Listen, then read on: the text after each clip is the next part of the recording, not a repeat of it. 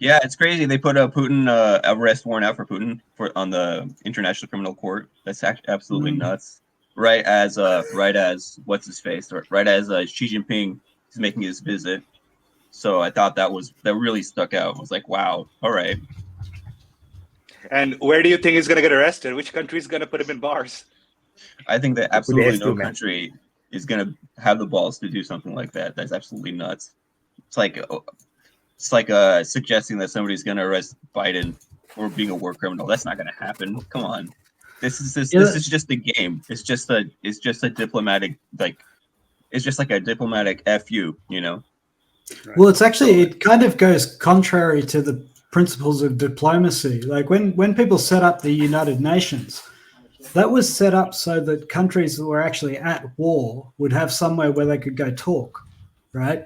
And the whole point of diplomacy is that you get countries that are estranged and in conflict, you get them to sit down and make peace, right? You don't make peace with your friends. And so it's very undiplomatic to do this. I mean, what I mean is it goes against all the principles of the UN and diplomacy. It's very, it's basically saying, you know, you're out of the club, and it's strange behavior. It's hard to believe that the people at the ICC thought that this would enhance their standing in the world. I don't know what they're doing, actually.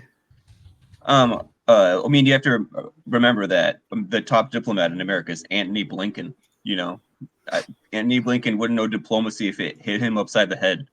Just listen to the way that he speaks. You know, that is not diplomatic language. That is not a diplomat. That is an ideologue. And, you know, I don't know if it's personal or what with him, but that guy definitely, I mean, he seems like a smart dude.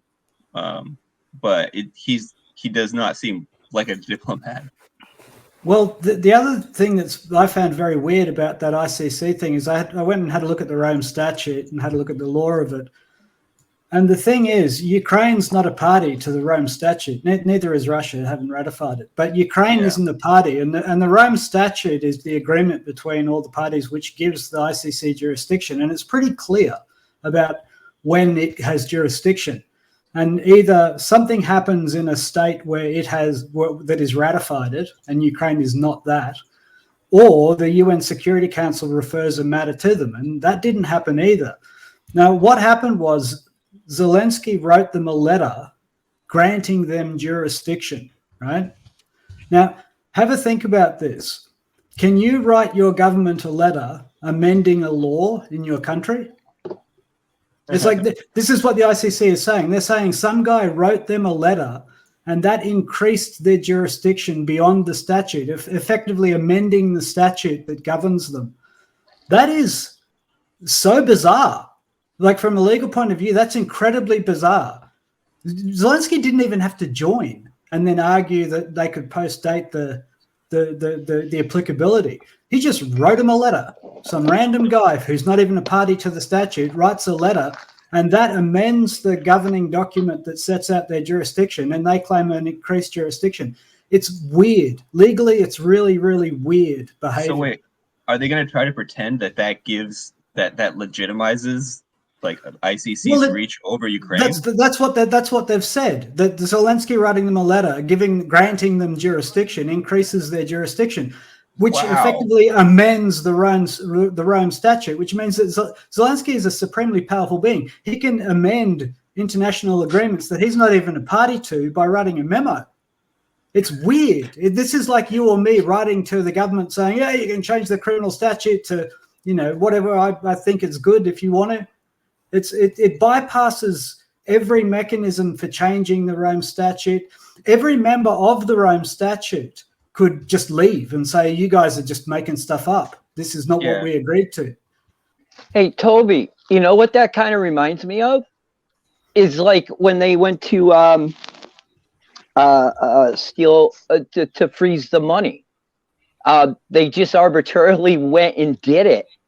And they now what they tried to do, because they had froze it, they're trying to circumvent their own laws to prevent what they did, to try now to get around the laws they established to be able to keep the Russian money. but Russia snuck out what? Everything but 34 million of it, or 34 billion of it, of the 350 billion that the West froze. Russia got out 300 billion of it. They only got 34. But the thing is that they are actually working to circumvent the own rules they put in place to prevent what they're doing from happening. How stupid is that? Just break the rule. Why even make it a rule and go through all this theater when we know what the fucking end game is? You know what I mean? I'm sorry for swearing. It's very strange. There's a different rule. There's an unspoken rule, and the unspoken rule is we get to break our rules. It is the U.S. Signatory to this Rome Convention or no? See, I didn't think it was either. So like us making a big splash about this when even we are like, yeah, we don't care what the ICC says, you know. Oh no, they do. Americans do care. Americans have threatened the ICC. They've said if you try and take on our people, we will shut you down. They said they would arrest the judges and prosecutors if they tried to put out a warrant for a U.S. soldier, not even a diplomat or the president, but for any soldier. So they would basically. Can I say why they're doing this? It's because they're worried that if BRICS holds human rights commissions, there is not the UN backstop for these leaders to count on to save them. What if the world changes and BRICS is the one that the world chooses to be the arbiter of truth in finding out exactly what happened in Ukraine? There was a reason why BRICS was set up prior to the SMO, because Russia knew they could not take the evidence that they were gathering. Notice they went right to the biolabs first and several other places. They were collecting evidence, and they even said there was third parties with them to verify the evidence that they were collecting.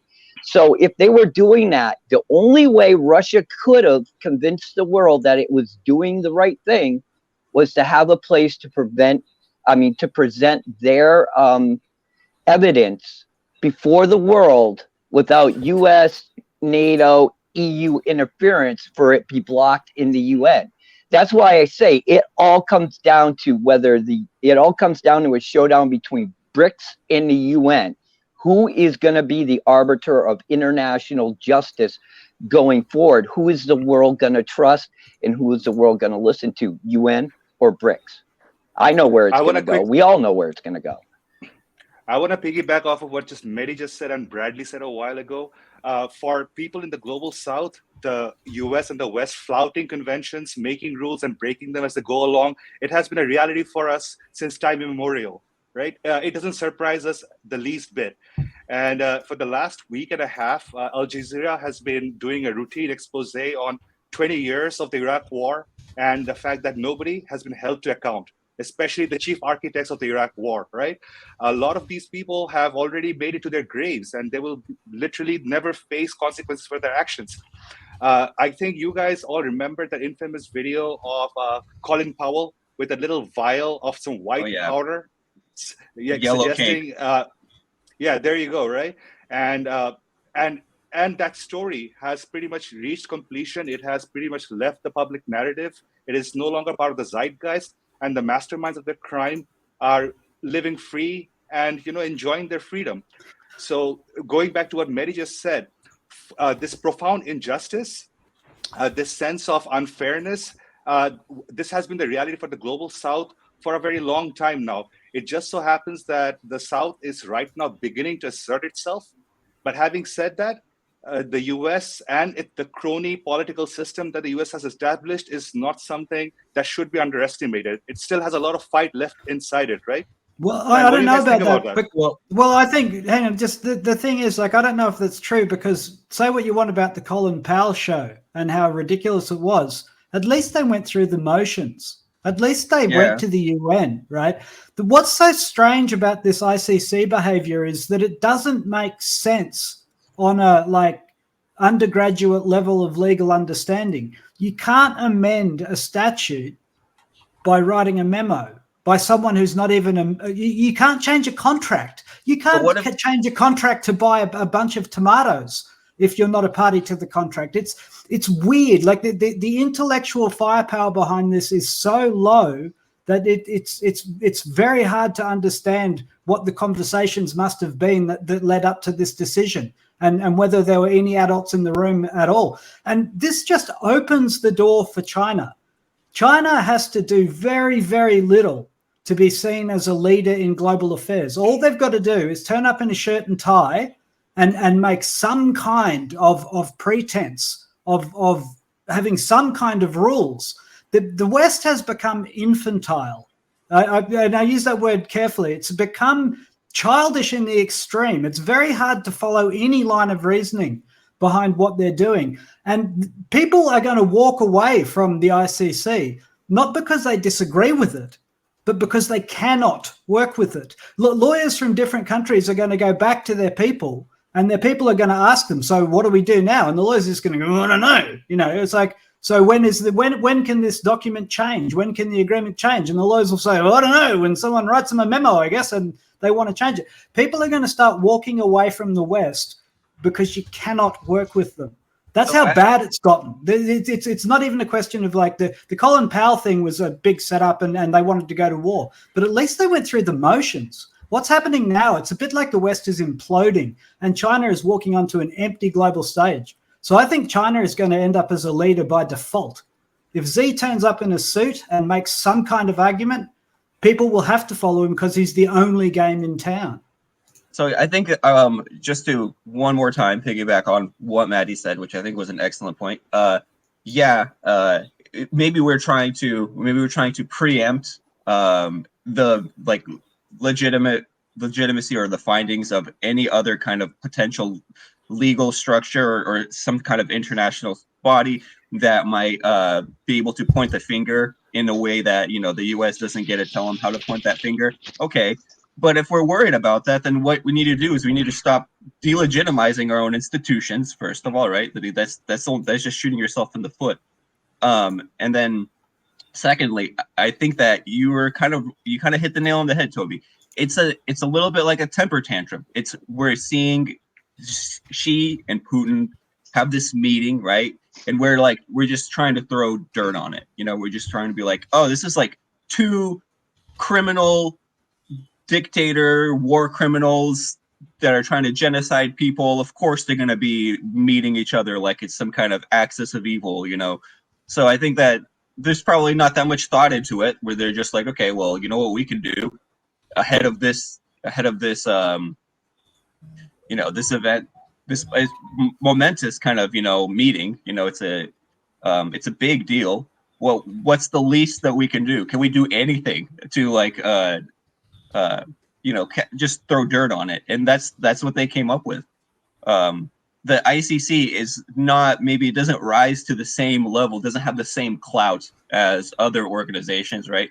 The US doesn't recognize, what the ICC says. The Russians don't recognize what the ICC says.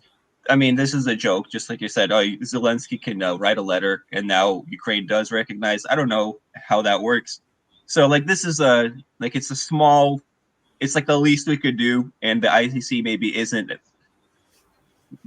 so big, such a big deal in the eyes of the Americans, where they're like, okay, it can be the ICC that condemns Putin and Xi, and that's what I think.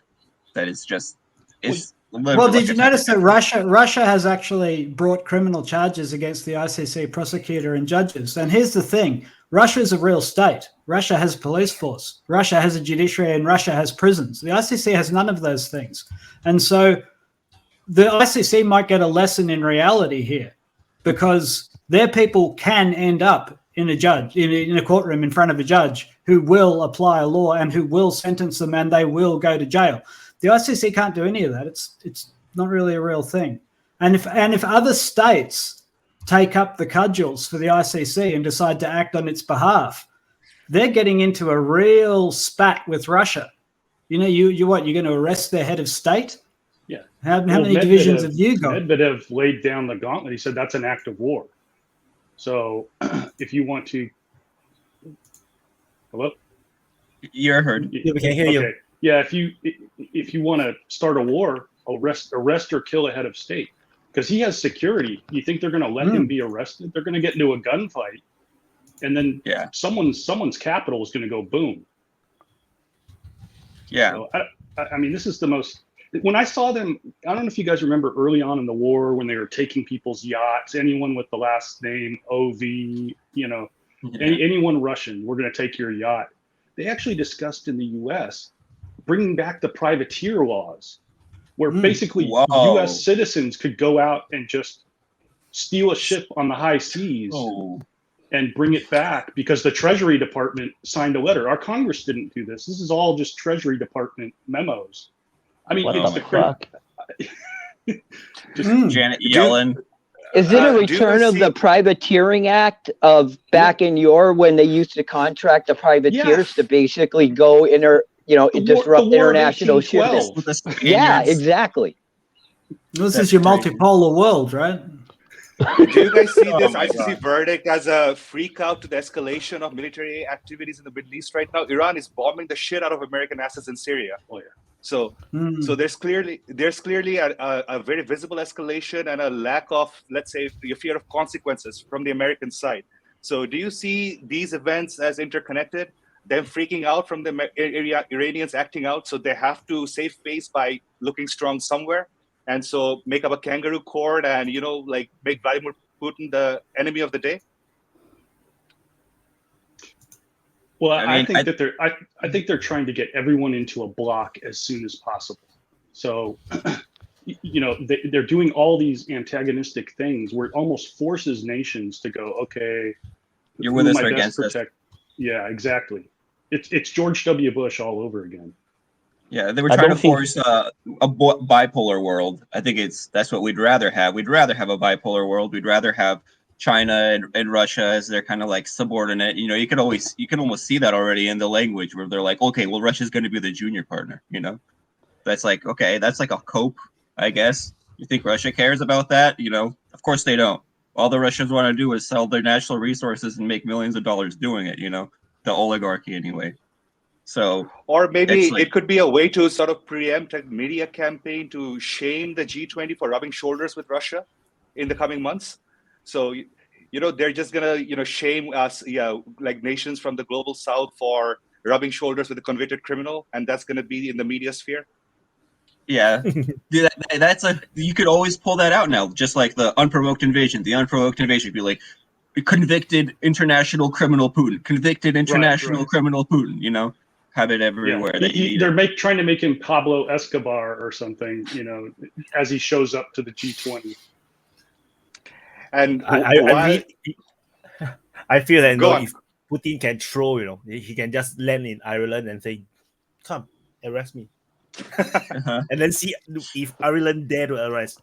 I don't think there is a country got the balls to stop him. He can park the entire Arctic fleet. He's the Russian. He can come. He can come to England right now and go back straight away. Yeah. So he land his plane in Ireland. His Arctic fleet will be just outside UK, and then all the nuclear bombers all flying, and then he step out of the plane and come arrest me. Yeah, this isn't even a bluff. This is a branding exercise. So if they don't dare to arrest him, the entire shebang ICC will be gone. Like, you will be like totally discredited, and then. Well, it is anyway. Never mind. Never mind anything. The ICC is behaving in a way that makes it impossible to work with it, even if you want to. Even if you want to work with the ICC, what are the rules? Some random dude writes a memo and the rules change. Their jurisdiction increases. If you're a responsible person, you have to advise your government to leave this organization. It's like not being able to define what a woman is. And any dude can just rock up and play female sports. It's this level of infantile thinking that makes things impossible. It's even if you want to work with it, you can't anymore. This is why I refuse to assign 5D chess maneuvers and the rest of it to it, because I question the intellectual ability of the people making these decisions. It's like a power vacuum. It's like the West is collapsing in on itself, and China and everybody else is just walking around in this vacuum doing whatever they want. Look at the way Saudi Arabia is behaving at the moment. They have US bases on their soil and they're acting like they don't. And for all intents and purposes, they probably don't. You know, they can do whatever they want. And that's the feeling I get. I feel like anyone can do whatever they want in the world today. There's no rules. There's like the governance seems to have just broken down into chaos. Yeah, Iran really is bombing strange. U.S. soldiers. Because ICC is pretty discredited at this moment for non-Western countries. I feel that the non-Western countries, you know, especially countries in Asia, Africa, is like, what the hell is happening? You know, then and the thing is, the West haven't realized that, which is why, you know, I say that, you know, if Putin, you know, dare to make this gamble, and then, you know, he offered himself, but, you know, with all the threats of all the nuclear weapons and everything, and the entire West will be watching Ireland, waiting for Ireland to make the arrest, but Ireland chickens out. Then the entire West will be like, what the? Yeah. Then no other country has to do it. You know, if he flies in, no countries will trust ICC. You know, even the West will not be able to trust ICC because it's like no one dares to enforce it, and then it basically opens people's eyes into what geopolitics is all about. It's like, how can you just issue an arrest warrant for the leader of a nuclear power? Are you stupid? It's like, is this the best you can do? It's so silly to me that, you know, like, I was like, is that coming from the B? Well, then there's a surreal. Go ahead, Doug. I don't know if you guys just saw, but they just did a rule on, you know, the diplomats at the UN, which is supposed to be neutral territory. It's in New York. Right. They just said that they can only go within a 25-mile radius of the building now. So, you know, which goes against all their own rules. But it's just like you said, once again, I wouldn't be surprised if they try and arrest a diplomat at this point. Like, because they're just throwing all the rules don't matter. You know, let's just. We're delegitimizing their own institutions. Go ahead, it's how desperate they are. Might as well call them like guilty by proxy, right? You just have the diplomats in there, yeah. What they say sometimes is they say, "Oh, you know, you're just saying the party line." And I saw them actually threaten. They tried to threaten the Russian delegation in the UN one time. They popped in and they said, "You know, if you were to like turn now and condemn this and call it a war and do like they gave this list, because you'll be remembered. You know, like basically the courts won't forget your role in this." To the diplomats, I mean. The West is behaving like petulant, snobbish, juvenile little children given the keys to the house while everybody's gone and are going to hold a party. And they destroyed the house, the neighborhood. Now the entire neighborhood doesn't like them because of the shithole kid that's been running it. And the thing is that it'd be one thing if I believed that this was the choice of our nation to go forward in this manner, but it is nothing like that. No democracy exists in the United States right now. And that's the problem, is that we have a corrupt system that we cannot trust. They're doing whatever the hell they want. And like Toby and Doug said, they're just ignoring their own rules to do whatever the hell they want. And the world is seen as saying, well, if they can do it from, you know, to these countries, we're smaller than Russia. They could try to do it to us. And here's the thing. These idiots do not understand. BRICS can turn this all right around, revoke all international business visas, period. So what's going to happen for American business that needs people in these countries when all their visas have been revoked because of the actions of these nitwits? It's much bigger than what people think, that what can happen from this in the reaction from BRICS could be enormous. And people do not get it. The UN and BRICS are going to wind up battling for who is actually going to allow countries to survive in this next world that we're going to live in. I've got one thing to say. I've got one thing to say. Soleimani. That's it. Well said. Well said. A man, Well, a man was killed in an assassination, and the United States, who admitted to doing it, said, "We're not going to talk about it." And then there's been literally no discussion about it in the UN, the ICC, anywhere else. Oh, the Iranians want to kill but Trump at and the his same kids. time, but think about Yeah. when The chatter in Iran is all MBS about killing Trump in retribution. Trump is having to be protected for that. Well, it doesn't matter how. I kind of like, want. I have a point. I have a point. I kind of want to piggyback off what was just said. But what about when in Saudi Arabia had what was that journalist, American journalist Khashoggi, right? So like though. People can see that hypocrisy, right? Like, oh yeah, you take out Khashoggi, right? And there's hell to pay. People won't shut up about Khashoggi still to this day, like it's Assange or something, you know. But then, okay, cat, go away. But then, like we do He's Soleimani, right? Muslim, And no one there's cares. nothing. People want there's space in the world for a legitimate court of some kind, right? And this is just demonstrating that the ICC is definitely not it. And we don't think so either, because we're just making a mockery of their own, charters and their own rules. So yeah. I think Soleimani was a unique case because I personally think it was basically them trying to get Trump to start a war with Iran so that they could have shut down Afghanistan. That was, Afghanistan was already kind of stale. They couldn't sell too many weapons anymore. So let's start a new one in Iran. But Iran didn't take the bait, so it kind of fell apart. But I wanted to jump in because I wanted to piggyback on Toby's whole spiel about how the Western politicians are infantile. Not just the ICC, but the whole strategy.